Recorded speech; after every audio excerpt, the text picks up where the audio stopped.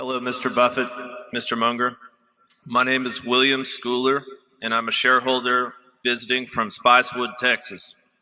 I would like to thank you both for being so generous to the public with your ideas.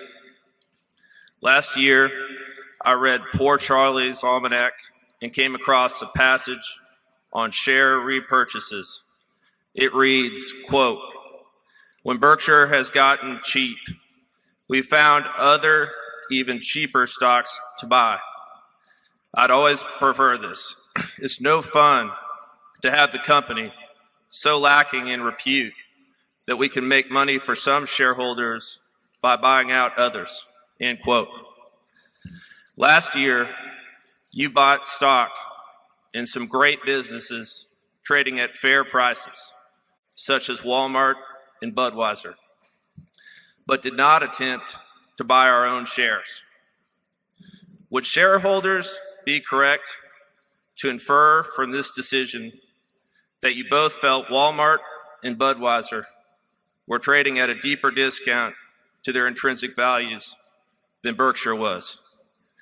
And would it be possible to buy as much Berkshire in the open market as you did Walmart without running up the share price? Most of the time we would not be able to buy an amount that would be material in terms of the increasing the value of the remaining Berkshire shares. But that doesn't mean it would never happen. But if you look at the trading volume on Berkshire, and Mark, you might put that up if we can in a second. We probably have less opportunity than most companies, if our stock is should be selling below intrinsic value, to have anything meaningful happen. We would also have, if we regarded some other company as worth X, a good business, and we could buy it at 90% of X, we might be doing that now, whereas we wouldn't have done it many years ago. But we might require a somewhat greater margin in terms of buying Berkshire shares, simply because our view on that might be less. We probably have more knowledge on it, but we might be less objective than on some other things. We think that when we buy, if we were to buy in Berkshire shares, and if you remember 4 or 5 years ago, I announced we would if the price stayed the same, that the case ought to really be compelling. Now, if it's compelling, we ought to do it. It was compelling at that time, but simply the act of writing about it, it's a little bit of the Heisenberg principle. The act of writing about it, in effect, eliminated the opportunity to do it, which is fine, because we are not looking to make money off of buying from shareholders at a depressed price. On the other hand, if the price is sufficiently depressed, we will announce again that we intend to do it, and then we'll see whether we actually get a chance to do it. Charlie?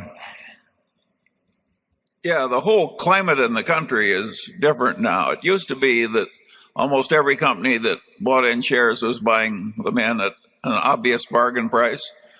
Now I think a lot of share buying is designed to sort of prop the stock price. In other words, it's not bargain seeking. It's more like Sam Insel. Yeah, 30 years ago, it was a very fertile field for making money to look at companies that were aggressively buying in their shares. The most extreme case probably being Teledyne. But those people were buying overwhelmingly. Gordon Wallace was doing it at the companies he controlled. Those people were motivated simply by the fact they wanted to buy the stock below what it was really worth, and significantly below. And you could make money with that group. And we did a little of that at the time. I would say in recent years, that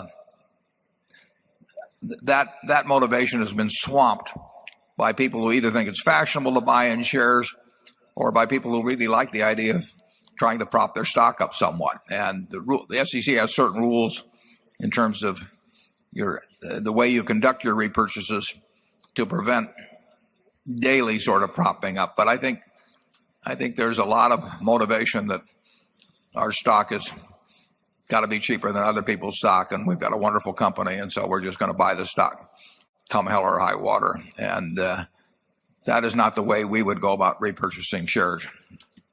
We've got what we had up there, I think, some figures that showed the turnover of Berkshire shares compared in a year, compared with a few others I picked out.